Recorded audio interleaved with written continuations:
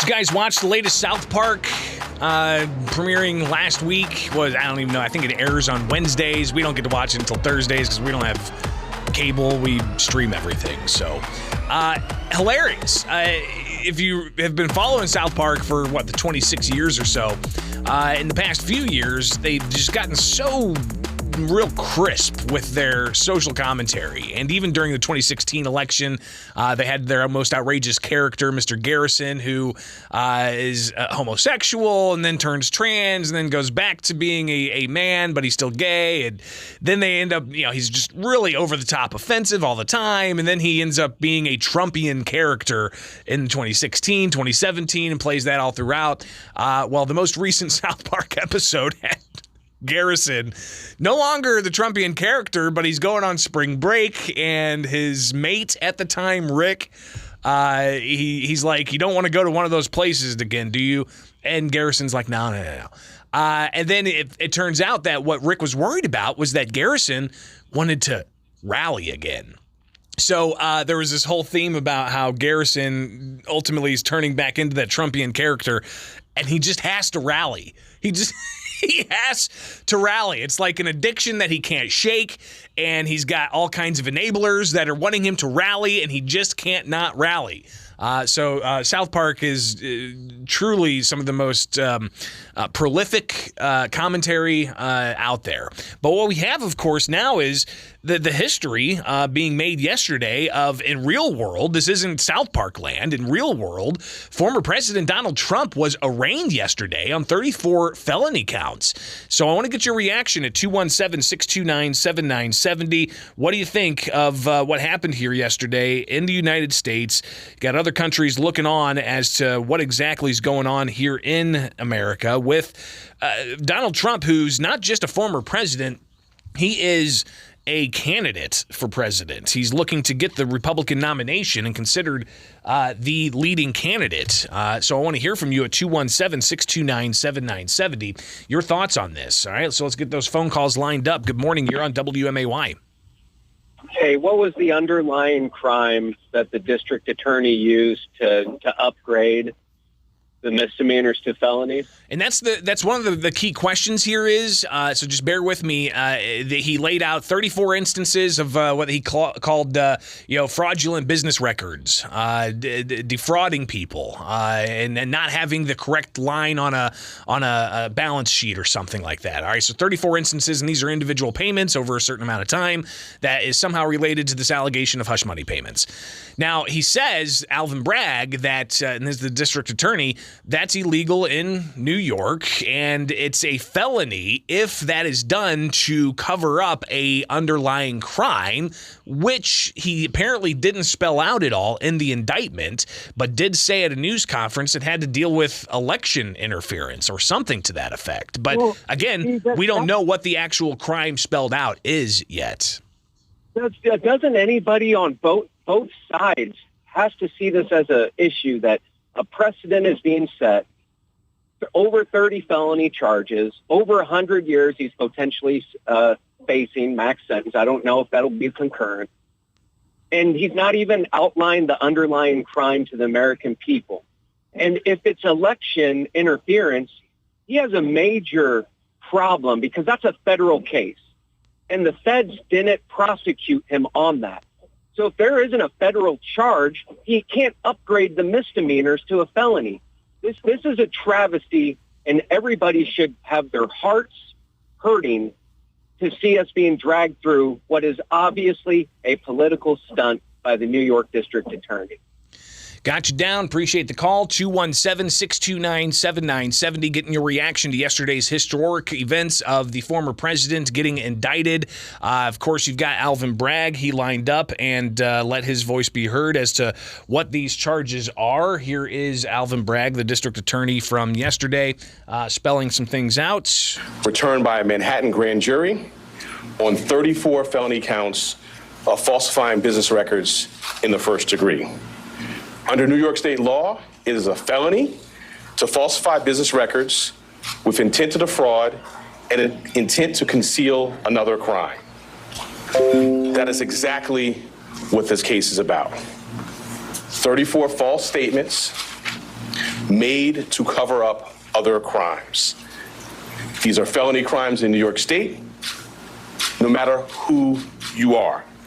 We cannot and will not normalize serious criminal conduct. A lot of people have taken issue with that statement of we will not normalize serious criminal conduct when there are a lot of people who conduct serious criminal conduct in New York having their felony charges dropped down to misdemeanors. But I guess that's for voters in New York to determine how they want that handled.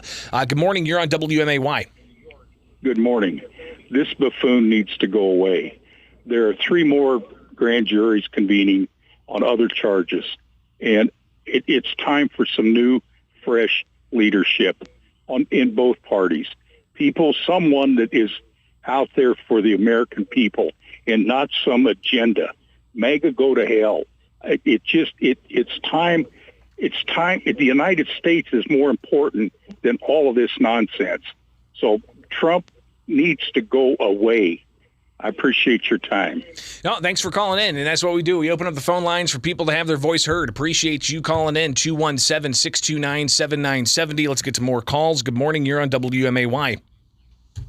Good morning, Greg. I was going to say, if you truly want to find out why this is going on and why Trump should be indicted, there's a pretty good group between 4 and 7 that calls your station, and then that last guy.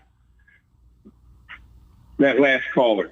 There is no reason. This is all desperation by this cabal deep state. Trump said he was going to drain the swamp. Let's get it drained. Appreciate the call. 217-629-7970 is the phone number. Good morning. You're on WMAY.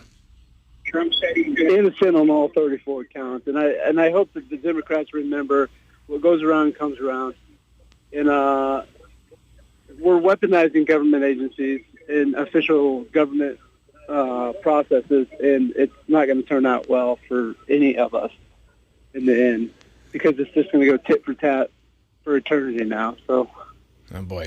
Well, strap in for it, and we'll definitely be watching alongside everyone else. 217-629-7970. That's the phone number for you to sound off, and I want to hear your thoughts on Trump's indictment and arraignment yesterday. Good morning. You're on WMAY. I have 2 comments. My first is, what about the hush money that Pritzker is giving the judges? That's another hush money, if you ask me. Number 2 is the guy who just said, MAGA, go away.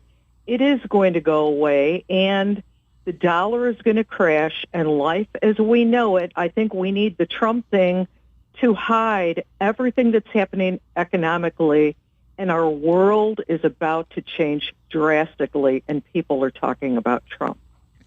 Yeah, if you look at some of the geopolitical things that are taking place, appreciate the call. China meeting with Russia to look at carving up the country, or the globe, I should say.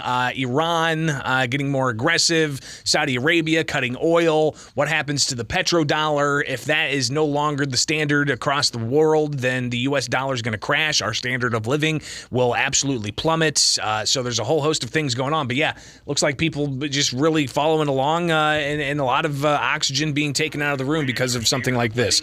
Good morning. You're on WMAY. Hello? You're on the air. Go ahead. Oh, they've set a dangerous precedence here. It's a sad day that this has happened. I agree with the last female caller.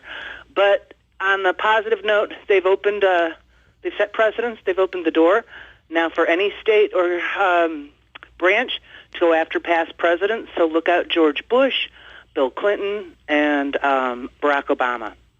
Well, and I wouldn't just say, past presidents. It could just be past political foes, like Hillary Clinton, for instance.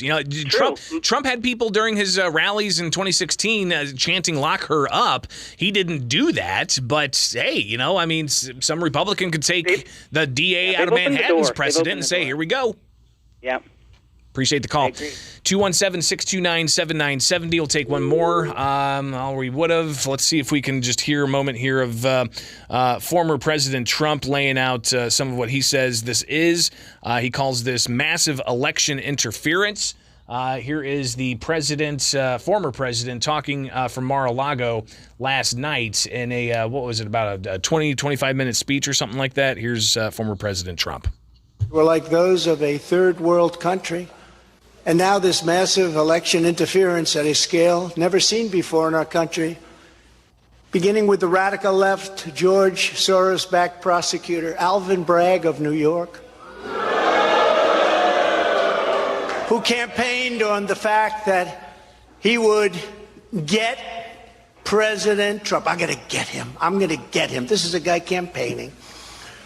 He wanted to get President Trump at any cost, and this before he knew anything about me, didn't know a thing about me. He was campaigning. As it turns out, virtually everybody that has looked at this case, including rhinos and even hardcore Democrats, say there is no crime and that it should never have been brought. Never have been brought. Everybody. Again, former President Trump addressing a crowd last night after being arraigned on 34 different counts. Here's a different headline that happened yesterday. Appeals courts orders Stormy Daniels to pay Trump almost $122,000 in legal fees. This is the Ninth Circuit Court of Appeals Tuesday ordering Stormy Daniels to pay Trump $122,000 stemming from a defamation lawsuit she filed in 2018 against Trump that was later dismissed. So that also happened yesterday, but you didn't necessarily hear about that. Good morning. Last call. You're on the air. What's up? Yeah, make sure they file that $128,000 payment on the right ledger so someone else doesn't go to jail. No kidding. I think that here's the premise, Bishop. They're basically just trying to throw as much mud as possible. So in 2024, when they have to wait those extra 48 to 72 hours to count the ballots, they can use it as, why would anybody vote for this guy? Well, listen, they've got the case down in Georgia and D.C. They've got the presidential records case as well. Who knows what else is going to come up in the next 12 months, if not even more. So lots of follow on all of this. Appreciate everybody taking part.